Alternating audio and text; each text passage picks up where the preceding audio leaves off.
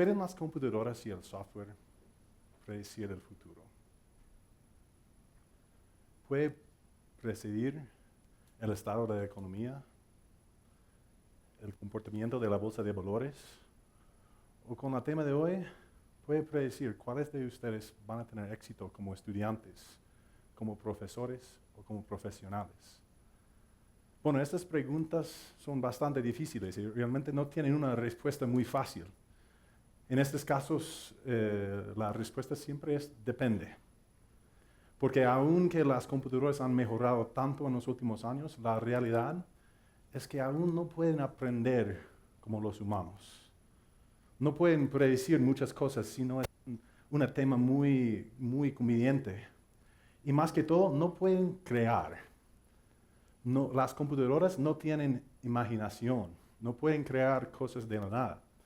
Entonces, es una pregunta bastante difícil. ¿Qué podemos predecir con las computadoras? Y bueno, aunque las computadoras, el software está creciendo tanto, ese es un debate que podemos tener y depende mucho de su perspectiva. Pero todos en este auditorio y en línea pueden decir que yo no soy un robot. Yo no soy un software, aunque mi acento es muy raro como un robot, ¿no? Pero diciendo todas esas cosas no significa que las computadoras, que el software no puede hacer muchas cosas mejor que nosotros. Y más que todo lo que puede hacer el software y las computadoras es evaluar y analizar los datos. Pero para ser un software predictivo, necesita tres cosas el software. Primero, necesita buenas pistas. Segundo, necesita un base de datos bastante grande para que pueda hacer algunas correlaciones. Y número tres, necesita un ambiente que es más o menos estable, que no tienen cambios radicales, que hacen las sugerencias que hace difícil. Bueno, podemos ver estas tres cosas en algunos campos diferentes. Por ejemplo, en los fondos de capital y en las inversiones. Ya tenemos los robo-advisors o el investing robots que están haciendo inversiones para personas que están balanceando su portafolio. ¿Y qué de los tres puntos? ¿Qué hay? Tenemos buenas pistas, tenemos muchos datos. Bueno, las bolsas de valores tienen años y años y años de datos. Y número tres, es un ambiente que no cambia mucho. Las reglas no cambian mucho, el valor de las compañías no cambia mucho. Entonces, esta es una de las situaciones en que las computadoras y el software realmente pueden hacerlo mejor que nosotros. No solamente por esos tres puntos, sino también porque hay algunas características del software que lo hace en realidad mejor que los humanos hacerlo. Por ejemplo, el software, las computadoras, no tienen miedo, no son irresponsables, no toman riesgos muy altos, trabajan 24 horas al día, pueden analizar los datos.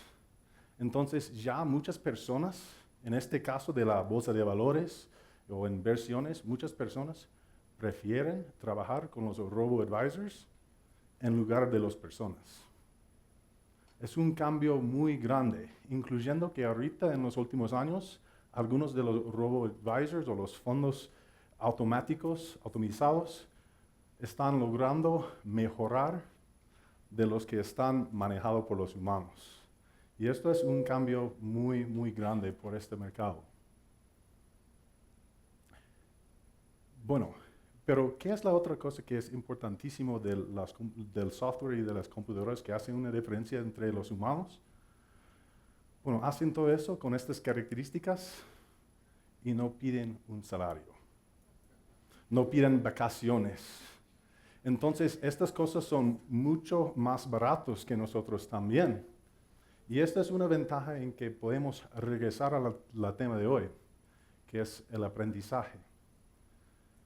Una pregunta. ¿Pueden las computadoras y el software reemplazar a los profesores de las universidades? ¿A las universidades? Bueno, a esta pregunta la respuesta es el mismo. Depende. La respuesta no es sí, ni es no, es depende.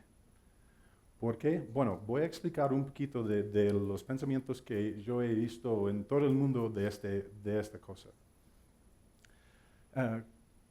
¿Cuántos de ustedes piensan que entre 25 años o 50 años vamos a tener la capacidad en el software de reemplazar los profesores y las universidades? Bueno, como 10 personas. ¿Cuántos piensan que ya existe algunas herramientas que pueden hacer estas cosas? Ok, bueno, mucho. Felicitaciones a los que ya han levantado la mano. La realidad es que si algunas de las tres cosas son iguales en la educación que en la bolsa de valores o en el robo-advisors, sí, tal vez los profesores van a ser reemplazados. Pero vamos a hablar de las diferencias entre los profesores y los que pueden ser automatizados.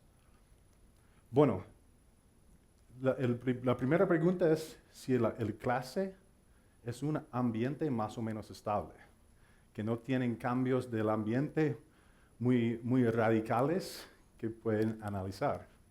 La segunda pregunta es que si tenemos bastante datos que las computadoras y los robots pueden analizar y entender qué está pasando con los alumnos y con los profesores. Y la realidad es que en casi todas las universidades ya hay herramientas de tecnología que pueden hacer esas cosas. Se llama un LMS. Y aquí en la Universidad de Savannah se llama, creo, Virtual Savannah, que está basado en un pedacito de software que se llama Moodle. Es un pedacito de software basado en el código abierto que es muy interesante. ¿Qué significa eso? Esto significa que cada vez que los profesores y los alumnos interactúan, enviando mensajes, entregando tareas, calificando cosas, participando en los foros, entrando en un curso, respondiendo al profesor, todos estos datos están guardados en el base de datos que tenemos en Moodle. Son montones y montones de datos que tenemos del proceso del aprendizaje. Y el uso de los LMS a nivel mundial está creciendo cada año. ¿Por qué? Bueno, más clases están en línea, más de los profesores están usándolo. Los estudiantes están diciendo a los profesores que tienen que usarlo porque quieren comunicarse un poquito más con los profesores. Entonces ya tenemos muchos de los datos que pueden darnos algunas pistas de qué está pasando en los cursos. Pero bueno, como yo he dicho, esta tecnología ya existe y se llama analítica predictiva para el aprendizaje. ¿Qué significa eso? Eso significa que las computadoras, el software, pueden usar todos los datos que tenemos en Moodle, por ejemplo, y pueden usar algoritmos hechos específicamente por este propósito y pueden decir qué está pasando en el curso. Pero es muy importante decir que no estamos solamente hablando de cuántos estudiantes, como un informe que dice que 20 estudiantes han metido en el curso y 20 estudiantes han entrado ayer y han salido y estas cosas. Sino podemos usar el lenguaje, las frases, las palabras que usan los alumnos para obtener algo que se llama el coeficiente de pensamiento crítico. Podemos usar las respuestas a las preguntas, a las pruebas, a las tareas, para ver si los estudiantes sí entienden el tema y si están participando. Podemos analizar la red social del curso, porque sabemos que la red social es muy importante para los estudiantes para que puedan tener éxito. Entonces, no estamos solamente hablando de informes donde hay una lista de los datos, sino un análisis mucho más profundo que eso. Esto es un ejemplo que se llama X-Ray Analytics, que puedes ver que hay una red social, que hay un análisis del pensamiento crítico, qué están haciendo los estudiantes dentro del curso. Pero, ¿qué significa eso? Regresando al tema principal. el clase es un ambiente más o menos estable. Tenemos los datos que podemos analizar, que podemos usar para mejorar la experiencia de los estudiantes. La realidad es que sí, ya lo tenemos. Pero ¿qué significa esto para los profesores, para los alumnos? ¿Significa que vamos a reemplazar todos los profesores? Bueno, la realidad es que algunos sí. Si la docencia es solamente un proceso de trasladar información de profesor a estudiante y repetirlo de nuevo al profesor y evaluar que si han memorizado todos los datos, eso es un proceso muy, muy fácil. Y la realidad es que ese proceso es algo que una máquina puede ser mucho más eficiente que nosotros. Y si los profesores se reduce la enseñanza a este proceso, sí, pueden ser reemplazados. Ya hemos visto esto con manejar carros, contestar llamadas. Muchos otros mercados ya han automatizado estos procesos que son muy fáciles. Pero ¿vamos a reemplazar todos los profesores? Claro que no.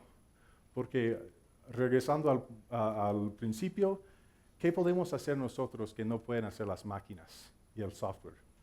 Podemos crear.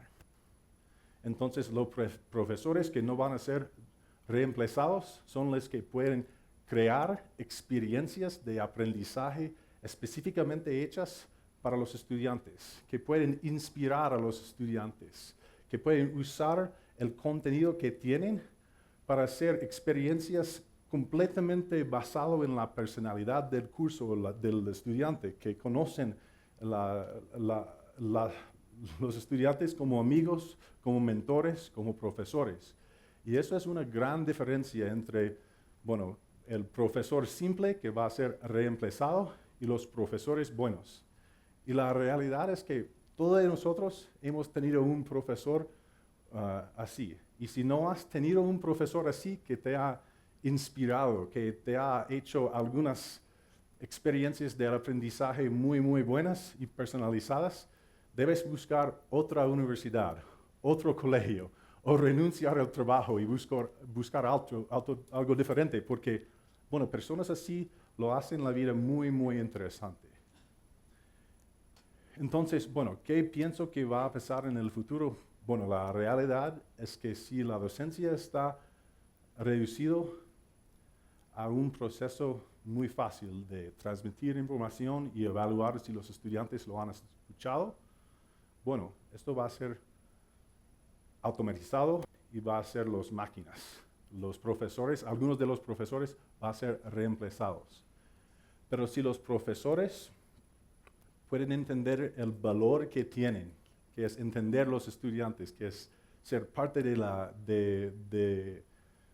vida de los estudiantes, ellos nunca van a estar reemplazados. Y la realidad es que los profesores y las universidades tienen que entender que la diferencia que tienen es que entiendan la interacción humana, que es completamente impredecible. Gracias.